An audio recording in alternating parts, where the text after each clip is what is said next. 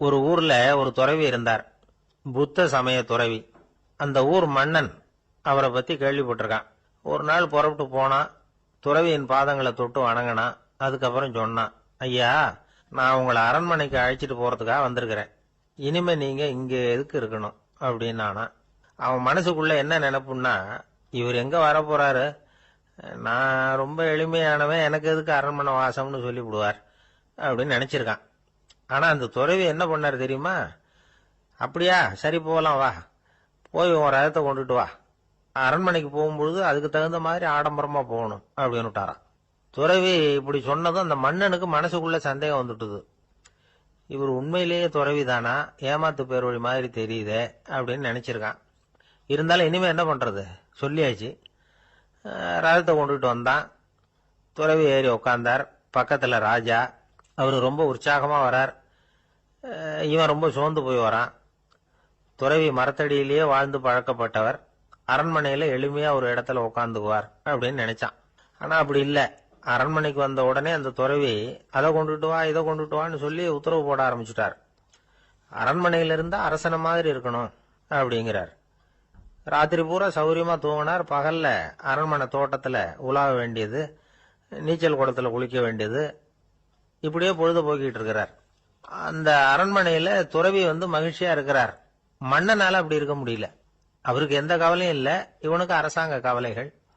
துறவி அப்படி இருக்கிறத இவனால தாங்கிக்க முடியல. ஒரு நாள் அவர்கிட்டே போய், நான் உங்ககிட்ட கொஞ்சம் பேசணும் நானா. துறவி பார்த்தார். நான் இந்த அரண்மனைக்கு வரும்பொழுதே நீ என்னமோ என்கிட்ட கேட்கணும்னு நினைச்ச, ஏன் கால தாமதம், நீ அனாவசியமா உன்னையே தொந்தரவு பண்ணிட்டு இருக்கிற, நீ கவலையா இருக்கேங்கிறது எனக்கு புரியுது. நான் மரத்தடியில இருந்தப்ப கூட என்னை அடிக்கடி சந்திச்சுக்கிட்டு இருப்ப, ஏதாவது விளக்கம் கேட்கறது உண்டு. இங்க வந்த பிறகு என்னை சந்திக்கிறது கூட அபூர்வமா போயிட்டுது. நீ இப்போ என்ன கேட்க போறேங்கிறது எனக்கு தெரியும், இருந்தாலும் கேள் அப்படின்னாராம். வேற ஒண்ணும் இல்லைங்க, இப்போ உங்களுக்கும் எனக்கு என்ன வித்தியாசம், 2 பேரும் அரண்மனையில தான் இருக்கிறோம். நீங்க மகிழ்ச்சியா இருக்கிறீங்க, நான் அப்படி இருக்க முடியல. இவ்வளவுக்கும் நீங்க முன்னாடி இருந்தது மாதிரி இல்ல. தினமும் தங்க தேர் கேட்கறீங்க, உயர்தரமான ஆடைகள் அணிகிறீங்க, சுவையான சாப்பாடு. இப்படி இருக்கிறப்போ உங்களுக்கும் எனக்கு என்ன வித்தியாசம்? இதுதான் மன்னனுடைய கேள்வி. இதுக்கு பதில் சொல்றேன், என் கூட புறப்பட்டு வா, இந்த நகரத்துக்கு வெளியில போவோம் அப்படின்னு சொல்லி அரசனை கூப்பிட்டுக்கிட்டு ஊர் எல்லைக்கு சேர்ந்தார் துறவி. அங்க போய் சொன்னார், இத பாருப்பா, இந்த இடத்த தான் தேடிட்டு இருந்தேன். இனிமே நான் திரும்பி வரப்போறதில்ல. நீ என்னோட வர்றியா, திரும்பி போறியா அப்படின்னார். நான் எப்படிங்க உங்க கூட வர முடியும்? என்னுடைய நாடு, என்னுடைய சொத்துக்கள், மனைவி, மக்கள் எல்லாத்தையும் விட்டுட்டு எப்படிங்க வர்றதுன்னா. இப்ப அந்த துறவி சொன்னார், இப்ப வித்தியாசத்தை தெரிஞ்சுக்கிட்டியா? நான் அரண்மனையில இருந்தேன், எல்லா வித பொருள்களும் உடையவனா இருந்தேன், ஆனா எதையும் சொந்தம் கொண்டாடுறவனா இருக்கல. ஆனா நீ அப்படி இல்ல, எல்லாத்தையும் சொந்தம் கொண்டாடிட்டு இருக்கிற. இதுதான் நமக்குள்ள வித்தியாசம் அப்படின்னு சொன்னார். அரண்மனை ஆடைகளை அப்படியே களைஞ்சார், அரசங்கிட்ட கொடுத்தார். உன்னுடைய ஆடைகளை நீயே வச்சுக்கோன்னார். அவர் பாட்டுக்கு நடந்து போனார், திரும்பியே பார்க்கல. அரசனுக்கு அப்பதான் தன்னுடைய அறியாமை விளங்குச்சான். இதுல இருந்து நாம புரிஞ்சுக்க வேண்டியது என்னன்னா, இந்த உலகத்துல எத்தனையோ பொருள்கள், அதையெல்லாம் முறையா பயன்படுத்தினா மகிழ்ச்சி. அதை விட்டுட்டு அதுக்கெல்லாம் சொந்தம் கொண்டாட ஆரம்பிச்சா கவலை. நம்ம ஆட்கள் சொந்தம் கொண்டாடுற விதமே தனி. ஒரு ஆளு இன்னொருத்தங்கிட்ட ஒரு கொடை கடன் வாங்கியிருந்தான், திருப்பி கொடுக்கல. கொடைய கொடுத்தவன் கேட்டான், என்கிட்ட கடன் வாங்கினிய கொடை, அதை கொஞ்சம் திருப்பி தர்றியான்னா. அது உனக்கு இப்போ அவசரமா தேவைப்படுதா அப்படின்னு கேட்டான் இவன். எனக்கு தேவைப்படல, அந்த கொடைய நான் யாருகிட்ட வாங்கியிருந்தேனோ அவனுக்கு இப்போ அது அவசரமா தேவைப்படுது அப்படின்னானா அந்த ஆள். அந்த ஆளுக்கு பேச தெரியாது, அவர்கிட்ட கொஞ்சம் எச்சரிக்கையா நடந்துக்கோ அப்படின்னு சொல்றது உண்டு. அப்படின்னா என்ன அர்த்தம்? அவர் இன்னமும் குழந்தையாவே இருக்கிறாரு, இன்னும் பேச்சு வரலன்னு அர்த்தம்? அப்படி இல்ல, அவருக்கு நாகரிகமா பேச தெரியலன்னு அர்த்தம். பேசுறதுங்கிறது மனுஷனால மட்டுமே முடியக்கூடிய ஒரு காரியம். அப்படி இருந்தும் அதோட பெருமையை அவன் இன்னமும் சரியா புரிஞ்சுக்கலன்னு தான் சொல்லணும். அதனாலதான் அவன் அளவுக்கு அதிகமா வார்த்தைகளை கொட்டி போடுறான். அதுக்கப்புறம் அதையெல்லாம் திருப்பி அள்ள முடியாம கிடந்து கஷ்டப்படுறான். கொட்டுன வார்த்தையை அள்ள முடியுமா? ஒருத்தரை இன்னைக்கு பார்த்து முட்டாள்னு திட்டி போடுறீங்க, நாளைக்கு மறுபடியும் அவர்கிட்ட போய் நேத்திக்கு உன்னை முட்டாள்னு சொல்லிவிட்டேன், அந்த வார்த்தையை திருப்பி கொடு, வாங்கிட்டு போயிடுறேன் அப்படின்னு நான் சொல்ல முடியும்? அவன் கோபக்காரனா இருந்தா நேத்திக்கு அதை வேற விதமா உங்களுக்கு திருப்பி கொடுத்துருப்பான். உலகத்துல எவ்வளவோ ஜீவராசிகள் இருக்கு, அதுக்கெல்லாம் வாய் இருக்குது. அந்த வாயெல்லாம் எதுக்கு உபயோகம்? சாப்பிட்றதுக்காக. ஆனா நமக்கு இருக்கிற வாய் சாப்பிட்றதுக்காக மட்டும் இல்லை, பேசுறதுக்காகவும் தான். பேச முடியலன்னா வாய் இருந்தா கூட அது வாயில்லா ஜீவன் தான். ஒரு பையனை பார்த்து அது வாய் உள்ள புள்ள பொழைச்சிக்கும் அப்படின்னா மற்ற பையன்களுக்கெல்லாம் முகத்துல வாயே இல்லைன்னு அர்த்தம். அப்படி இல்லை, அந்த பையன் கொஞ்சம் கெட்டிக்காரத்தனமா பேசுவான்னு அர்த்தம். அதனால எப்படி பேசணும் அப்படிங்கறத நாம முக்கியமா தெரிஞ்சுக்கணும். இதுக்கு 8 விதமான குறிப்புகளை நம்ம பெரியவங்க சொல்லியிருக்கிறாங்க. பேச்சுக்கு 8 அங்கங்கள் உண்டு அப்படின்னு அவங்க சொல்றாங்க.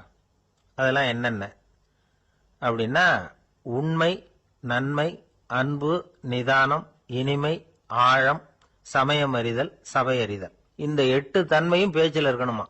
இதையே கொஞ்சம் விவரமா சில பேர் போர்டில் எழுதி வச்சிருப்பாங்க. அதாவது எழுத்துலயாவது அதெல்லாம் இருக்கட்டுமே அப்படின்னு நினைச்சு நீங்க கூட சில இடங்கள்ல இதை பார்த்திருக்கலாம்.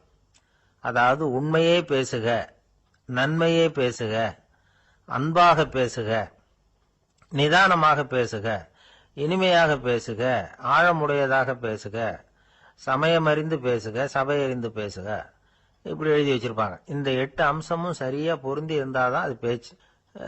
மற்றதெல்லாம் பேச்சாயிடாது. பேச்சு ஒரு சிறந்த கலை.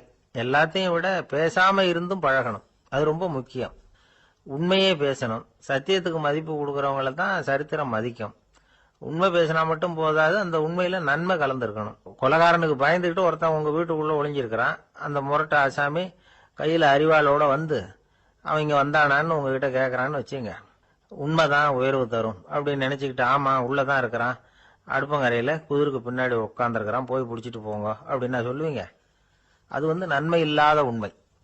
அதனால பிரயோஜனம் கிடையாது. அதே மாதிரி உங்க பேச்சில் அன்பு இருக்கணும், நிதானம் இருக்கணும், இனிமை இருக்கணும், சிந்தித்து பேசணும். சமயம் அறிந்து பேசுறதும் முக்கியம். அதை பத்தி நமக்கு வேற யாரும் சொல்லிக் கொடுக்க வேண்டியதில்லை. எந்த நேரத்துல யாருக்கிட்ட எப்படி பேசினா காரியம் நடக்கும் அப்படிங்கிறது நமக்கு நல்லா தெரியும். அது கைவந்த கலை. அவையறிந்து பேசுற திறமை பேச்சாளர்களுக்கு ரொம்ப அவசியம். அது இல்லைன்னா நிலைமை பரிதாபமாயிடும். ஒரு பேச்சாளர் ரொம்ப மும்முரமா பேசிக்கிட்டே இருந்தாராம். ரொம்ப நேரம் நிறுத்தவே இல்லை, பேசிக்கிட்டே இருக்கிறார். சபையில் இருந்தவங்க எல்லாம் ஒவ்வொருத்தரா எழுந்திரிச்சு போய்கிட்டே இருக்கிறாங்க. கடைசியில 2 பேர் தான் அக்கறையா பேசுறவரை கவனிச்சுட்டு உட்காந்துருந்தாங்களாம். மேடையில பேசிக்கிட்டு இருந்தவர் அவங்கள பார்த்து சொன்னாராம், எனக்கு கூட்டம் முக்கியம் இல்ல, எவ்வளவு பேர் என் பேச்சை கேட்கறாங்க அப்படிங்கறது முக்கியம் இல்ல. நீங்க 2 பேராவது ஊக்கமா என்ன கவனிச்சுக்கிட்டு உட்காந்துருக்கிறீங்க, அது போதும். உங்களுக்காகவே நான் பேசிக்கிட்டு இருக்கிறேன் அப்படின்னார். இதை கேட்டதும் உட்கார்ந்திருந்த 2 பேர்ல ஒருத்தர் எழுந்திருச்சு, அப்படி இல்லைங்க, நாங்க 2 பேரும் நீங்க பேசி முடிச்ச உடனே தொடர்ந்து பேச வேண்டிய ஆளுங்க, அதுக்காக தான் காத்துக்கிட்டு இருக்கிறோம், சீக்கிரம் முடிங்க அப்படின்னாங்களாம். இப்பெல்லாம் நம்ம ஊர்ல மாமியார் மருமகள் ஒருத்தர் நல்லா புரிஞ்சுக்கிட்டு நல்ல விதமா தான் இருக்கிறாங்க பல இடத்துல. அதனால நான் இப்ப சொல்ல போற கதையை கேட்டுவிட்டு இந்த காலத்துல அவ்வளவு மோசமா யாரு சார் நடந்துக்கிறாங்க அப்படின்னு கேட்டு யாரும் சண்டைக்கு வரக்கூடாது. இன்னொரு உண்மையையும் சொல்லிவிடுறேன். அதாவது இந்த கதையை நமக்கு எழுதி அனுப்பி இருக்கிறதே கொஞ்ச நாள்ல மருமகளாகவும் அதுக்கப்புறம் கொஞ்ச காலத்துல மாமியாராகவும் ஆக போற ஒரு நேயர் தான். சரி, இந்த கதைக்கு வருவோம். அதாவது ஒரு சின்ன குடும்பம், அந்த வீட்டுல மாமியார் ஆட்சி, அவங்க வச்சதுதான் சட்டம். புள்ளையண்டா எப்படின்னா அம்மா சொல்றதையும் கேட்டுக்குவான், மனைவி சொல்றதையும் கேட்டுக்குவான், நமக்கு என்னத்துக்கு வம்புங்கிற டைப். மருமகள் பேர்ல குறை கண்டுபிடிக்கிறதுலயே அந்த மாமியாருக்கு ஒரு சுவாரஸ்யம். சின்ன சின்ன விஷயத்துல எல்லாம் குத்தம் கண்டுபிடிச்சுக்கிட்டே இருக்கிறாங்க. பொதுவா எல்லாரும் எப்படின்னா ஏதாவது ஒரு காரணத்துக்காக சண்டை போட்டுக்கிட்டு இருப்பாங்க. அந்த அம்மா எப்படின்னா ஏதாவது ஒரு சண்டையை போடுறதுக்காக காரணத்தை தேடிட்டு இருப்பாங்க. அப்படி ஒரு மனசு. அந்த மருமக பொண்ணு பாவம் பயந்து பயந்து ஒவ்வொரு காரியமும் செஞ்சுக்கிட்டு வந்தது. இப்படியே பல வருஷம் ஓடி போட்டுது. அந்த மாமியாருக்கும் ரொம்ப வயசாயிட்டுது. இருந்தாலும் அந்த பழைய சுபாவம் மட்டும் மாறவே இல்லை. திடீர்னு ஒரு நாள் பக்கவாதம் வந்து அந்த அம்மாவுக்கு ஒரு பக்கம் கை கால் இழுத்துக்கிட்டுது. வாய் சுத்தமா பேச முடியாம போயிட்டுது. சத்தம் மட்டும் வரும். ஒரு பக்கத்து கை காலை அசைக்க முடியும். பேசுறதெல்லாம் கையால தான், அதாவது கை சைகையால. இப்படிப்பட்ட நிலைமையில கூட அந்த பொண்ணு தண்ணியோ பாலோ இவங்க எதிரில் கொண்டாந்து வச்சா அதை வேணும்னே தட்டி விட்டுட்டு ஒம்பு வளர்க்கறது. அதுக்கப்புறம் அந்த பொண்ணு தரையை சுத்தப்படுத்தும்ல, அதை பார்த்து ரசிக்கிறது. இருந்தாலும் அந்த பொண்ணு இதையெல்லாம் பெருசுப்படுத்தாம ரொம்ப பொறுமையா தான் இருந்தது. ஒரு நாள் வீட்டுல வச்சிருந்த பாலை பூனை குடிச்சிட்டு போயிட்டுது. வயசான காலத்துல இந்த அம்மா பால் இல்லாம கஷ்டப்படுவாங்களே அப்படின்னு நினைச்சு பக்கத்து வீட்டுல போய் கொஞ்சம் பால் வாங்கிட்டு வந்து காய்ச்சி மாமியார் முன்னாடி கொண்டாந்து வச்சுது அந்த பொண்ணு. வழக்கம் போல அந்த அம்மா பாலை தட்டி விட்டுட்டாங்க. இதை அந்த மருமக பொண்ணு கவனிச்சுட்டுது. இவ்வளவு நாள் பொறுமையா இருந்த இந்த மருமகளுக்கு இன்னைக்கு இதை பார்த்துதான் அசாத்திய கோபம் வந்துட்டுது. கதவுக்கு பக்கத்துல சாத்தி வச்சிருந்த உலக்கையை எடுத்து மாமியார் தலையில போட, அது குறி தவறி கழுத்துல பட, அந்த அம்மா கழுத்தை பிடிச்சிக்கிட்டு ஊன்னு கத்த, இந்த பொண்ணு ஒன்னும் அலட்டிக்காம உலக்கையை எடுத்து மறுபடியும் கதவு பக்கம் சாத்தி வச்சுட்டு அது பாட்டுக்கு நடந்து போயிட்டுது. இருந்தாலும் மனசுக்குள்ள லேசா ஒரு பயம்.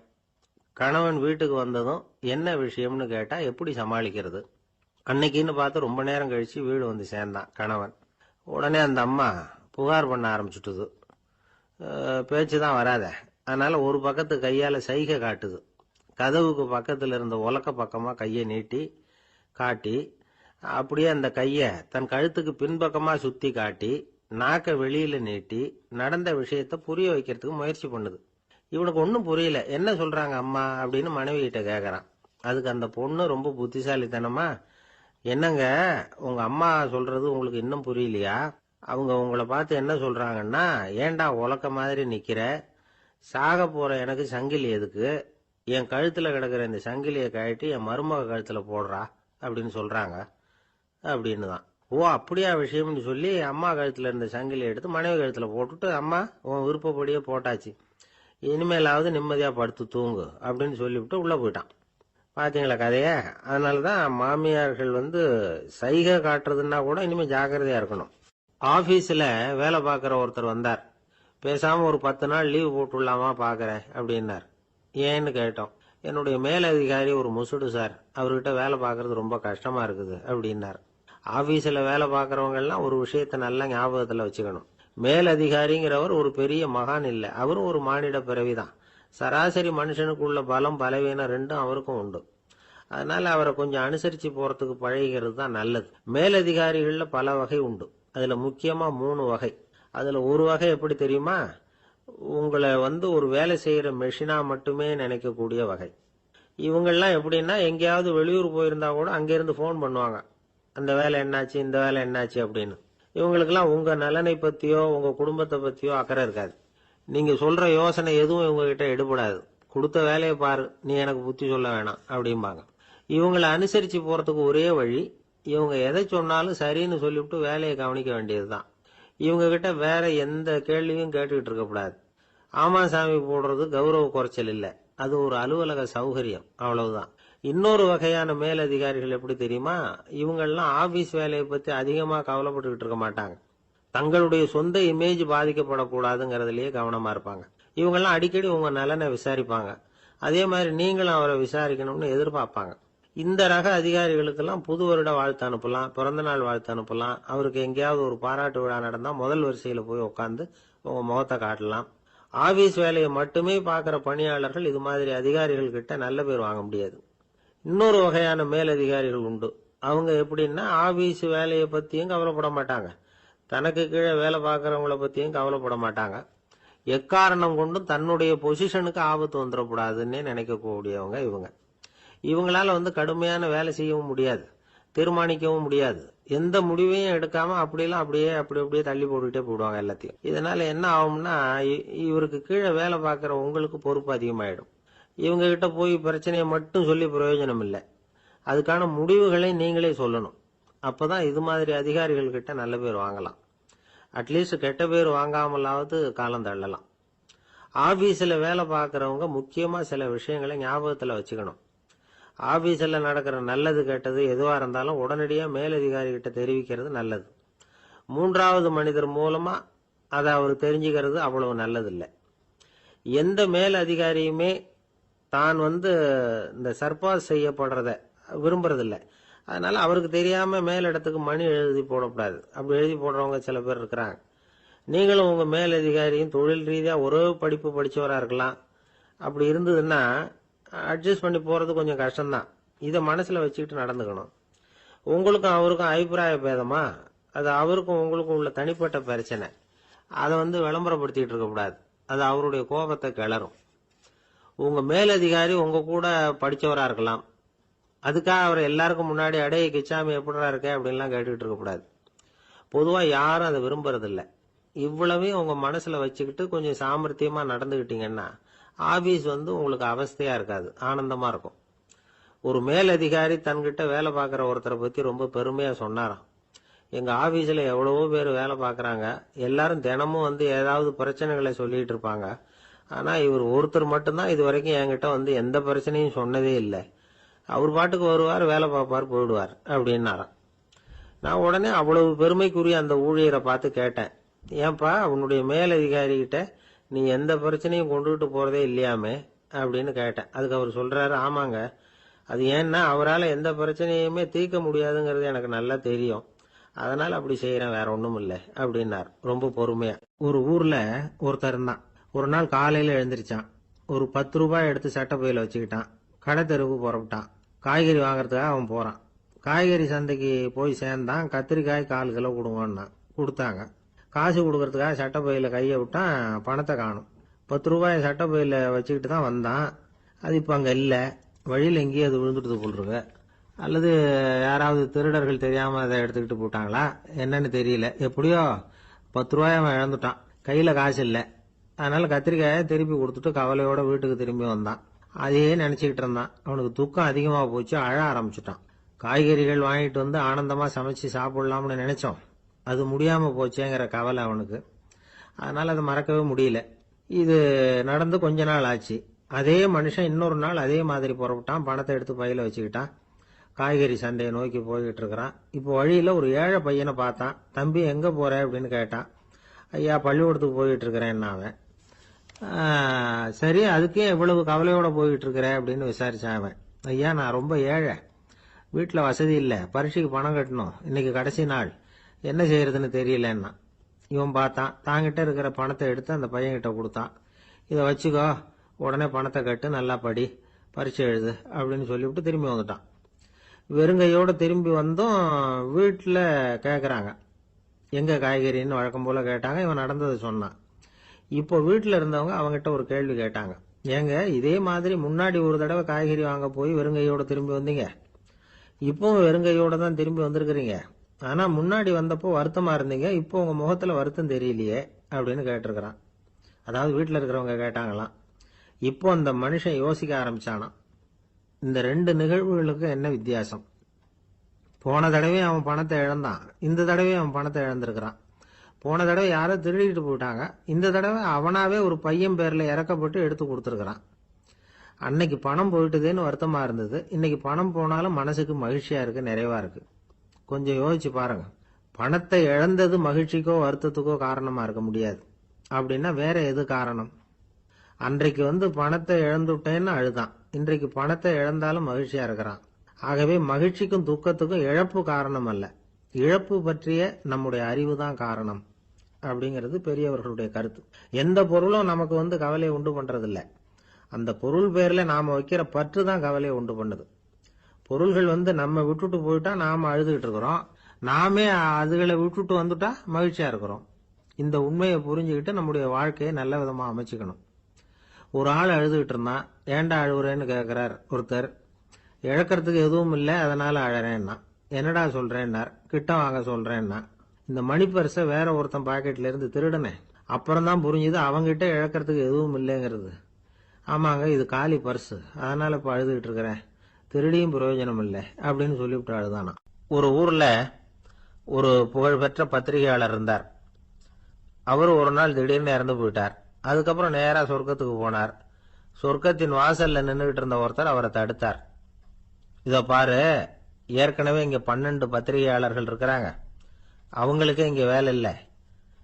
அதுக்கு என்ன காரணம்னா, சொர்க்கத்துல திடுக்கிடும் செய்திகள்லாம் ஒன்றும் கிடையாது, அப்படி என்ன இருக்க போகுது இங்க எல்லாம் அது ஒழுங்கா நடந்துகிட்டு இருக்கும். எல்லாம் ஒழுங்கா நடந்தா பத்திரிகைகளுக்கு சுவாரஸ்யமான கொலை கொள்ளை தீ வைப்பு இது மாதிரி எதுவும் இங்க இல்லை. ஏற்கனவே இங்க இருக்கிறவங்க எல்லாரும் மரத்தடியில் உட்காந்துக்கிட்டு தியானம் பண்ணிட்டு இருக்கிறாங்க. அந்த ஒரே செய்தி தான் தினமும் இங்க வந்துகிட்டு இருக்குது. அதை படிக்கிறதுக்கே இங்க ஆள் கிடையாது. அதனால நான் என்ன சொல்றேன்னா, நீ பேசாம நரகத்துக்கே போயிடு. அங்க எவ்வளவோ நிகழ்ச்சிகள் நடந்துகிட்டு இருக்கு, அங்கதான் அதிகமான பத்திரிகையாளர்கள் தேவைப்படுறாங்க, அங்க உனக்கு நிறைய வேலை இருக்கும், அதை செய்யறதில்ல நீயும் மகிழ்ச்சியா இருக்கலாம் அப்படின்னு சொன்னாராம். அங்க அந்த சொர்க்கத்தின் வாசல்ல நின்றுகிட்டு இருந்தவர். இந்த பத்திரிகையாளர் அங்கேயே நின்று கொஞ்சம் யோசனை பண்ணார். இவருக்கு சொர்க்கத்திலே இருக்கணும்னு தான் ஆசை, அதனால மெதுவா அவர்கிட்ட பேசினாராம். ஐயா, என்ன ஒரு 24 மணி நேரம் இங்க உள்ள இருக்கிறதுக்கு அனுமதி கொடுங்க. இங்க இருக்கிற பல பத்திரிகையாளர்களை எனக்கு தெரியும். அவங்கள சில பேரை சமாதானப்படுத்தி மெதுவா பேசி நரகத்துக்கு அனுப்பி வச்சுடுறேன். நான் இங்க இருந்துக்கிறேன். உங்க கணக்குப்படி 12 பேருக்கு மேல இங்க தாண்டாது, அப்படி பாத்துக்கிறேன் அப்படின்னாராம். அவரும் யோசனை பண்ணி பார்த்துட்டு, சரி அப்படியே உனக்கு அனுமதி கொடுக்குறேன், ஆனா ஒரு விஷயம், 24 மணி நேரம் தான் அனுமதி, அதுக்குள்ள எல்லாம் நடக்கணும் அப்படின்னு இருக்கார். சரின்னு சொல்லிவிட்டு இந்த பத்திரிகையாளர் உள்ள போனார். யோசனை பண்ணார். திட்டம் போட்டு ஒரு பொருளையை கிளப்பி விட்டார். சக பத்திரிகையாளர்கள் எல்லாம் கூப்பிட்டு சொன்னாராம், இந்த பாருங்க, நரகத்துல ஒரு பெரிய தினசரி பேப்பரை கொண்டுகிட்டு வர்றதுக்காக திட்டம் போட்டுக்கிட்டு இருக்காங்க. அதுக்கு பல அதிகாரிகள் தேவைப்படுறாங்க. நிறைய சம்பளம் கிடைக்கும். யார் யாரெல்லாம் நரகத்துக்கு போக ஆசைப்படுறாங்களோ அவங்க எல்லாம் போகலாம் அப்படின்னு ஒரு பொருளையை கிளப்பி விட்டார். 24 மணி நேரம் கழிச்சு வாசல் பக்கம் போனார். அங்க இருந்தவர்கிட்ட எத்தனை பேர் வெளியேறினாங்கன்னு விசாரிச்சாராம். அப்போ அவரு இவரை, நீ வெளியே போகக்கூடாது, முதல்ல உள்ளதான் இருக்கணும் அப்படின்னு தடுத்தாராம். அப்புறம் சொன்னாராம், நீ சொன்ன செய்தியை கேட்டதும் இங்க இருந்த எல்லா பத்திரிகையாளர்களுமே நரகத்துக்கு போயிட்டாங்கப்பா, உள்ள யாருமே இல்ல, அதனால நீ உள்ளே இருக்கலாம் அப்படின்னாராம். இதை கேட்டதும் இந்த பத்திரிகையாளரே குழம்பி போயிட்டார். ஒருவேளை உண்மையிலேயே நரகத்துல புதுசா பத்திரிகை ஏதாவது ஆரம்பிக்க போறாங்களோ அப்படின்னு அவரே நினைக்க ஆரம்பிச்சுட்டாராம். அப்புறம் சொன்னாராம், ஐயா என்னை விட்டுருங்க, நான் நரகத்துக்கே போயிடுறேன், அங்க ஏதோ விசேஷம் இருக்கணும் அப்படின்னாராம். இல்லைன்னா இத்தனை பேரும் ஒட்டு மொத்தமா அங்க போறதுக்கு சான்ஸே இல்லை, என்ன தடுக்காதீங்கன்னு கெஞ்ச ஆரம்பிச்சுட்டாராம். மற்றவங்க நம்பணுங்கிறதுக்காக ஒரு பொருளையை கிளப்பி விட்டார். கடைசியில தானே அந்த பொருளைக்கு ஆளாயிட்டார். அதாவது பிறரை ஏமாற்றிய அவரது மனம் கடைசியில அவரையே ஏமாத்த ஆரம்பிச்சுட்டு பாருங்க. நீங்க இப்படி அடுத்தவங்களை ஏமாத்துறதுக்கு உங்க மனசை பழக்கப்படுத்துறீங்க, ஆனா கடைசியில அதனால நீங்களே ஏமாற்றப்படுகிறீர்கள் அப்படிங்கிறது பெரியவர்களுடைய புத்திமதி. அதனால உங்க மனசுகிட்ட ரொம்ப எச்சரிக்கையா இருங்கோ அப்படிங்கிறாங்க. நம்ம ஆளுங்க அங்க போய் என்ன சொல்லுவாங்கன்னா, இந்த பாரு அங்க போவாத இங்க போவாதன்னு பயமுறுத்துறது உண்டு. சில பேர் அங்க பேய் இருக்குது, பிசாசு இருக்கு அப்படின்னு பொருளையை கிளப்பி விடுறது உண்டு. இருட்டு நேரம், காட்டு வழியா ஒருத்தன் போயிட்டு இருக்கிறான். அங்க பேய் பிசாசு நடமாட்டம் இருக்கிறதாக வதந்தி. இவன் பயந்துகிட்டே வேகமா போறான். காடு முடிஞ்சு மெயின் ரோட்டுக்கு வந்து சேர்ந்தான். அப்பாடா, ஒரு பஸ் நின்றுட்டு இருக்கு தனியா, இருட்டுல லேசா தெரிஞ்சது. ஓடி போய் ஏறி உள்ள உட்காந்துக்கிட்டான். பயந்துகிட்டே போனவன் அப்புறம் தான் தெரியுது உள்ள யாருமே இல்லை, டிரைவரும் இல்லை, கண்டக்டரும் இல்லை, வேற யாரும் இல்லை. இவனுக்கு பேய் பயம் அதிகமா போட்டுது. ஏன்னா நடு ராத்திரி, இந்த நேரம் பார்த்து அந்த பஸ் தானே நகர ஆரம்பிச்சுதான். இவனுக்கு இன்னும் பயம் அதிகமா போட்டுது. ஏன்னா டிரைவர் சீட்டு காலியா இருக்கு, பஸ் நகருது. இவன் உடம்பு பூரா நடுங்க ஆரம்பிச்சுட்டுது. வீல்னு கத்தலாமான்னு பார்த்தான். அந்த நேரம் பார்த்து அவன் தோல்ல ஒரு கை விழுந்துதான். திடுக்கிட்டு திரும்பி பார்த்திருக்கிறான். அங்க டிரைவர் நிக்கிறார். அவரு சொன்னாராம், ஏன்பா ஏற்கனவே பஸ் பிரேக் டவுன், நாங்கெல்லாம் பின்னாடி இறங்கி நின்று தள்ளிட்டு இருக்கிறோம், நீ மட்டும் ஜாலியா ஏறி உக்காந்துக்கிட்டியா, இறங்கி வந்து தள்ளப்பா அப்படின்னாராம். இருட்ட கண்டா பயம் உண்டாவதே அது ஏன்? இப்படி ஒரு கேள்வியை ஒரு பெரியவர்கிட்ட கேட்டாங்க. அதுக்கு அவர் பதில் சொல்றார், மனிதனுடைய ஆதிகால வாழ்க்கையில தொற்றிக்கொண்ட பயம் இது வேரூன்றி இருக்குது, இன்னமும் போகல. 50,000 வருஷங்களுக்கு முன்னாடி மனுஷன் குகைகள்ல வாழ்ந்தான். பகல்ல பயம் இருக்காது, ராத்திரியில மிருகங்கள் தாக்கும், கொல்லும், நிம்மதியா தூங்க கூட முடியாது. அதனால இந்த மனுஷனுக்கு இரவுன்னா மரணம், பயம் அப்படின்னு பழகி போச்சு. மனிதர்களுடைய எல்லா மனசையும் சேர்த்து மொத்தமா ஒரு மனசு உண்டு. மனிதர்களுடைய நினைவு இந்த மொத்த மனசுல பதிஞ்சிருக்கு, பரவுது. இந்த மொத்த மனசுல இருட்டு பற்றிய பயம் பதிந்து நீடிக்குது அப்படிங்கிறார் அவர். இந்த காலத்துல இரவை பகலாக்கிறதுக்கு எவ்வளவு விளக்குகள்லாம் வந்தாச்சு. ராத்திரியிலேயும் மிருகங்கள் தாக்குங்கிற நிலைமை இல்ல. பாதுகாப்பான வீடுகள், விலங்குகளும் விலகி போயிட்டு, விலங்குகள்லாம் விலகி போயிட்டு, வீடுகளும் பாதுகாப்பா இருக்குது. சரி, இருந்தாலும் அந்த பழங்கால பயம் இருட்டு பயம் இன்னமும் மனுஷனை விட்டு போகல. இன்னொரு விஷயம் என்னன்னா, இருட்டுல இருந்து வெளிச்சத்துக்கு வராத மனிதர்கள் இன்னைக்கு அதிகம். ஒரு ஆளு ஆத்துக்கு மீன் பிடிக்கிறதுக்காக போனான், இன்னும் விடியல. அதுக்குள்ள வலையை எடுத்துட்டு கிளம்பி போயிட்டான். வெளிச்சம் வர்றதுக்கு முன்னாடியே போய் சேர்ந்துட்டான். விடிகிற வரைக்கும் என்ன பண்றது, சும்மா கரையிலேயே உட்காந்து காலாட்டிட்டு இருக்கிறான். காலில் ஏதோ ஒரு சின்ன மூட்டை தட்டுப்பட்டது. இருட்டுல அது என்னன்னு சரியா தெரியல. மூட்டைக்குள்ள சின்ன சின்ன கல்லா நிறைஞ்சி இருக்குது. சும்மா பொழுது போகணுமேங்கிறதுக்காக இவன் அந்த மூட்டைக்குள்ள இருந்து ஒவ்வொரு கல்லா எடுத்து ஆத்துல வீசிக்கிட்டு இருக்கிறான். விடிகிற வரைக்கும் வேற வேலை இல்லைங்கிறதுனால எப்படி செஞ்சுக்கிட்டே உட்காந்துருக்கிறான். கிழக்க மெதுவா வெளிச்சம் தெரிய ஆரம்பிச்சது. பொழுது விடியறதுக்கான அறிகுறி. இதுக்குள்ள அந்த மூட்டையில இருந்த எல்லா கல்லையும் எடுத்து வீசி எறிஞ்சுட்டான். கடைசியா ஒரே ஒரு கல்லு மட்டும்தான் கையில பாக்கி இருந்தது. வெளிச்சம் வந்ததும் அந்த கல்லை பார்த்தான். அப்படியே திகைச்சு போயிட்டான். அடடா, இது வரைக்கும் தெரியாம தப்பு பண்ணிட்டோமே அப்படின்னு நினைச்சான். ஏன் தெரியுமா? அவன் கையில இருந்தது வெறும் கல் இல்ல, விலை வசந்த ரத்தன கல். அது இருட்டுல என்னன்னு புரியாததுனால மூட்டையில இருந்த எல்லா ரத்தன கல்லையும் ஆத்துல வீசி எறிஞ்சிருக்கிறான். இப்போ அவனுக்கு அழுகையே வந்துரும் போல இருந்தது.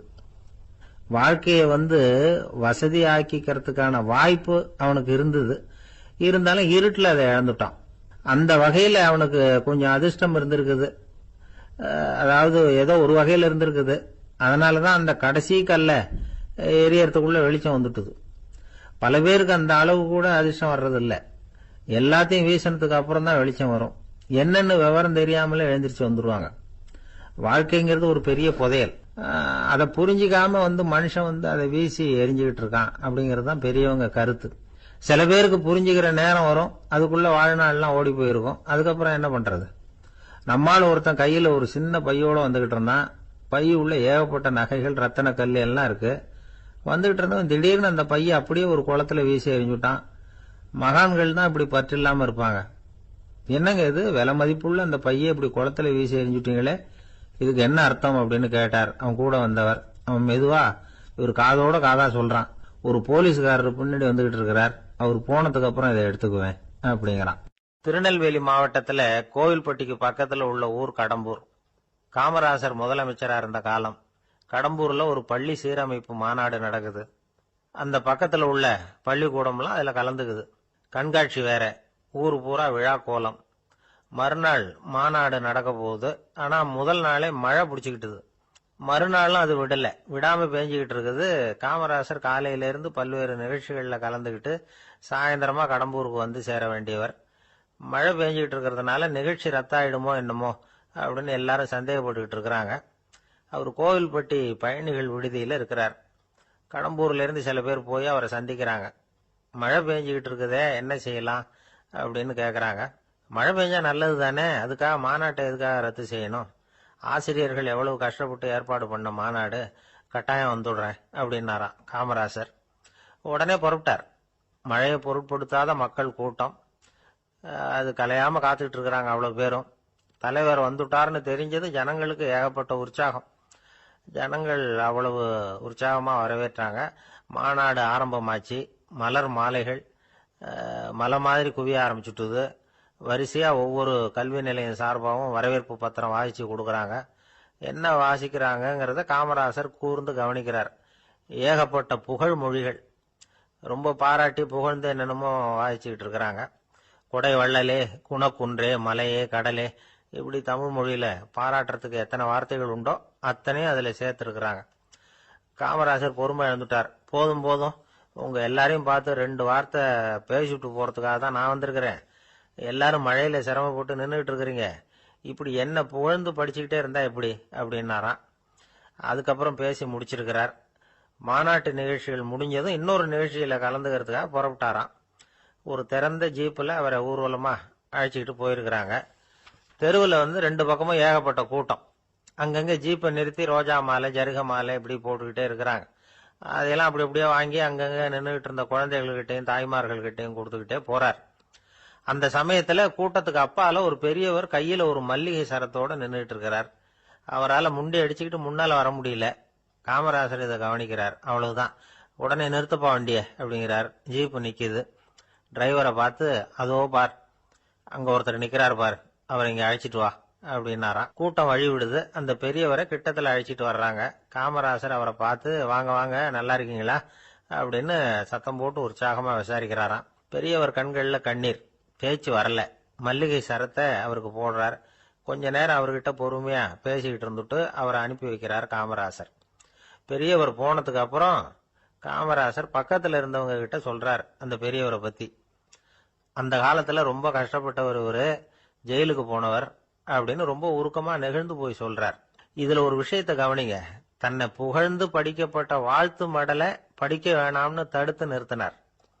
எங்கேயோ ஒரு மூலையில கையில ஒரு 4 முழம் மல்லிகை சரத்தோட ஒதுங்கி நின்றுகிட்டு இருந்த அந்த தொண்டரை அவ்வளவு பெரிய கூட்டத்துக்கு நடுவுலையும் தேடி கண்டுபிடிச்சு கிட்டத்துல கூப்பிட்டு அவர் கொடுத்த அன்பு மாலையை வாங்கி கழுத்துல போட்டுக்கிட்டார். அதுதான் காமராசர். தோல்விகள் கூட அவரை கொஞ்சம் கூட பாதிச்சதில்லை. ஒரு பொது தேர்தலில் அவர் தோத்து போறார். தொண்டர்கள்லாம் அழறாங்க. அதுல ஒருத்தர் மெதுவா காமராசர் கிட்ட போய், என்ன தலைவரே, நீங்க கூட தோத்து போயிட்டீங்களே அப்படின்னு கலக்கமா சொல்லி இருக்கிறார். அதுக்கு காமராசர், நான் கூட தோத்து போறதுக்கு பேர் தான்ப்பா ஜனநாயகம் அப்படின்னாராம். ஒரே ஒரு ஊர், அந்த ஊருக்கு பேரு கொடையாளிப்பட்டி. அந்த பேருக்கு தகுந்த மாதிரி தான் அந்த ஊர் மக்களும். யார் என்ன கேட்டாலும் இல்லைன்னு சொல்லாம கொடுப்பாங்க. கொடையாளிகள் நிறைந்த ஊர். இனாமா மட்டும் இல்ல, கடனாவும் பணம் கொடுப்பாங்க. யாருக்காவது அவசரமா பணம் தேவைப்பட்டதுன்னு வச்சுக்கோங்க, அந்த ஊருக்கு போய் வாங்கிக்கலாம். பத்திரம் தேவையில்லை, சாட்சி தேவையில்லை, ஜாமீன் தேவையில்லை, எந்த உத்தரவாதமும் கேட்காம பணம் கொடுத்துருவாங்க. நம்மால் ஒருத்தனுக்கு பணம் தேவைப்பட்டது. சொந்த பந்தம்லாம் கேட்டு பார்த்தா யாரும் கொடுக்கற வழியா தெரியல. எல்லாரும் அவங்கவுங்க சௌரியத்தை பாக்குறவங்க, அடுத்தவங்க சௌரியத்தை பத்தி கவலைப்படாதவங்க. இவன் எல்லாரையும் கேட்டு பார்த்துட்டு சோர்ந்து போய் உக்காந்துட்டான். அந்த நேரம் தான் கொடையாளிப்பட்டியை பத்தி கேள்விப்பட்டான். அப்படி ஒரு ஊர் இருக்கிறது தெரிஞ்சதும் அந்த ஊருக்கு வழி கேட்டுக்கிட்டு ஒரு நாள் புறப்பட்டு போனான். வயல்காட்டு வழியா போக வேண்டியிருந்தது. மெதுவா நடந்து ஊர் எல்லைக்கு வந்துட்டான். 2 பக்கமும் விவசாய வேலைகள் மும்முரமா நடந்துகிட்டு இருக்குது. ஏறு உழுதுகிட்டு இருக்கிறாங்க. அப்ப அங்க ஒரு ஆளை பாம்பு கடிச்சுட்டுது. பக்கத்துல வேலை செஞ்சுக்கிட்டு இருந்தவங்க ஓடி வந்தாங்க. அவசரமா செய்ய வேண்டிய முதல் உதவியெல்லாம் செஞ்சு பார்த்தாங்க. பலன் இல்லை. அந்த ஆள் செத்து போட்டான். அவன் செத்து விட்டான்னு தெரிஞ்சதும் அவனை தூக்கி வரப்பு மேல போட்டுட்டு எல்லாரும் அவங்கவுங்க வேலையை கவனிக்க ஆரம்பிச்சுட்டாங்க. அங்க ஒரு ஆளு இவனை பார்த்து சொன்னான், ஐயா, நீங்க போற வழியில இவன் சொந்தக்காரன், இவனுக்கு சோறு கொண்டுகிட்டு வருவான், இவன் இங்க செத்துட்டான்னு அவன்கிட்ட சொல்லிவிடுங்க அப்படின்னா. இவனுக்கு ரொம்ப ஆச்சரியம். என்னடா இது, பாம்பு கடிச்சுட்டுதுன்னதும் பதறி அடிச்சுக்கிட்டு ஓடி வந்தாங்க, செத்துட்டான்னதும் பேசாம தூக்கி போட்டுட்டு போயிட்டாங்க அப்படின்னு நினைச்சுக்கிட்டே நடந்து போறான். எதிரில் சோறு கொண்டுகிட்டு ஒரு ஆள் வந்தான். இவன் விவரத்தை சொன்னான். அங்க உங்க சொந்தக்காரன் பாம்பு கடிச்சு செத்து போட்டான் அப்படின்னா. அவன் கொஞ்ச நேரம் அமைதியா நின்னான். அதுக்கப்புறமா அங்கேயே வரப்புல உட்காந்து கொண்டுகிட்டு வந்த சோத்தை தானே சாப்பிட்டு முடிச்சான். பேசாம எழுந்திரிச்சு திரும்பி போயிட்டான். கொஞ்சம் கூட பதறல, அழல. இப்படியும் ஒரு ஊரா அப்படின்னு நினைச்சு ஆச்சரியப்பட்டுக்கிட்டே இவன் ஊருக்குள்ள போனான்.